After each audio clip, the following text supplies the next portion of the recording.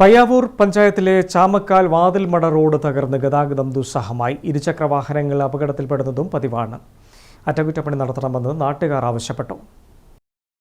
പയ്യാവൂർ വാതിൽമടയിൽ നിന്നും ചാക്കോൽ ഭഗവതി ക്ഷേത്രം കവലയിൽ എത്തിച്ചേരുന്ന റോഡാണ് പലയിടത്തായി തകർന്നു കിടക്കുന്നത്. രാത്രിയിൽ ഇരുചക്ര വാഹനങ്ങൾ അപകടത്തിൽപ്പെടുന്നത് പതിവാണ്. അടുത്ത കാലത്താണ് റോഡ് ടാറിംഗ് നടത്തിയത്. മെറ്റലിളകി വലിയ കുഴി രൂപപ്പെട്ടതിനാൽ ഇരുചക്ര വാഹനം ഓടിക്കുന്നവർ വീഴുന്ന സംഭവമുണ്ടായെന്ന് നാട്ടുകാർ പറയുന്നു. പയ്യാവൂർ കൂടാതെ വളരെയധികം കിലോമീറ്ററുകൾ ലാഭം കിട്ടുന്ന ഒരു റോഡാണ്. ആ റോഡാണ് പ്രധാനമന്ത്രിയുടെ ധനശേഖരണാർത്ഥം ഈ കഴിഞ്ഞ നാളിൽ മൂന്ന് കൊല്ലമേ ആയുള്ളൂ.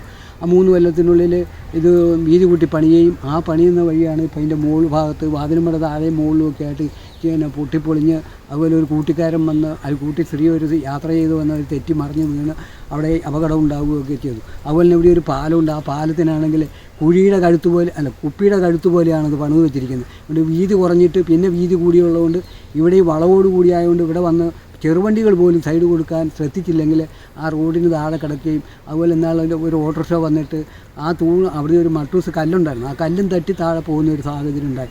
അങ്ങനെ നിരന്തരം ഈ റോഡിൽ അപകടം സംഭവിച്ചുകൊണ്ടിരിക്കുകയും വളവും തിരിവും ഉള്ളതുകൊണ്ട് ഈ അധികാരികൾ എത്രയും വേഗം ശ്രദ്ധിച്ച് ചെയ്തില്ലെങ്കിൽ കൂടുതൽ മരണങ്ങളും സംഭവങ്ങളൊക്കെ ആവർത്തിക്കുന്നതിന് മുമ്പ് അധികാരികളെ ശ്രദ്ധയിൽ കൊള്ളുക എന്നുള്ളതാണ് ഇതിനകത്ത് ആധികാരികമായിട്ട് പറയാനുള്ളത്.